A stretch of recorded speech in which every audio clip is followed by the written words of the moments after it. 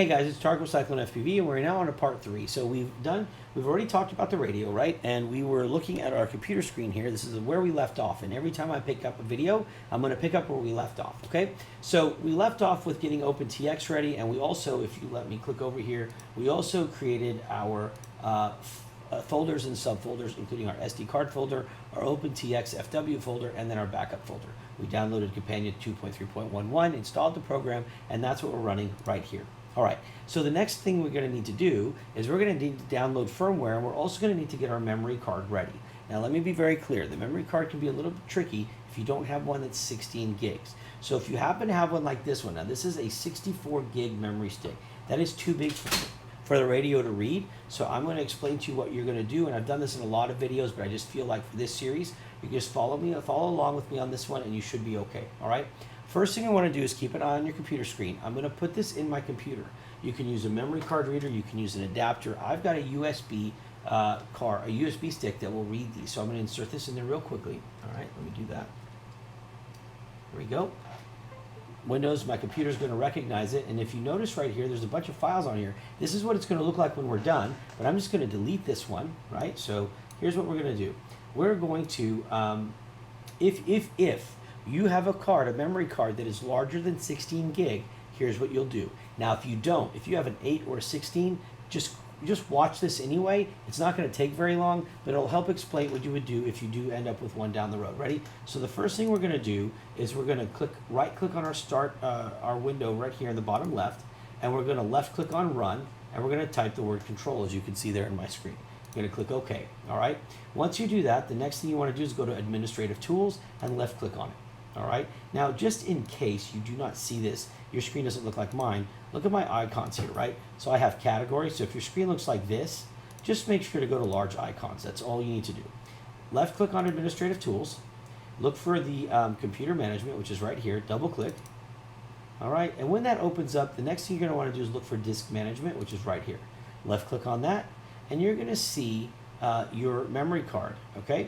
Now, this is especially important if your memory card is a large one like this one is 64 gigs. So here's what you're going to want to do. No matter what, unless it's 8 or 16, here's what you want to do. Right click anywhere where there's the new volume or the blue. You see the blue here, right here, and you see the black part. The black part is basically an unallocated, hasn't been used yet, or even partitioned. The blue part's already been used. So here's what this card looks like normally. Let me show you. I'm going to delete this volume, right? Click yes. And I'm going to show you. So don't do this. I'm just going to show you what you might notice if you have a large volume card as well. So I'm going to do new volume. I'll do it again. Brings the wizard up. Sometimes you have to do it twice. Okay. All right. And we're going to make this one. It could be NTFS. It doesn't matter. Okay. So let me show you what it normally looks like if you buy the card brand new and it's a 64 gig or 128 gig or whatever. That unallocated space that you see on my screen right here is going to all of a sudden become allocated. It's going to open this window, which doesn't matter. But you're going to have this huge volume right here, right? So it's 58 gigs. It's NTFS format. It's blue, which means it's already partitioned. This is what we have to get rid of, right? So what we're going to do is we're going to right-click on that new volume. We're going to left-click on Delete Volume, and we're going to click Yes. Now that entire volume is now going to turn black, and it's going to have nothing set up, all right? This is where we can go ahead and tell the computer, just give us 16 gigs so that the card works with the radio. So here's what you do. Right-click anywhere in this area, left-click on New Simple Volume, click Next. Right here is where you're going to designate it. So just put 16000, so 16,000. Click Next. Doesn't matter what drive letter it assigns you, just accept it. Click Next. Now here's where you have to be careful. First of all, you do want to format the volume. Second of all, you do not want it to be NTFS. So if it looks like this, you need to change that. Change it to FAT32. Leave the allocation unit size as default. And leave the volume label as new volume. And it'll only be so that when we're doing this together, yours matches mine. I leave mine as new volume, okay? The next thing is make sure it says to perform a quick format, and then just click Next, and then click Finish. And watch what's going to happen. In just a few seconds, you're going to end up, it's going to open your new volume, and it's blank. There's nothing in there. You can close that. And look now, you see, you have a 15.63 gig FAT32 partition. You have all this emptiness right here. You don't need to mess with it. It's not needed for the radio. You're never going to exceed 16 gigs.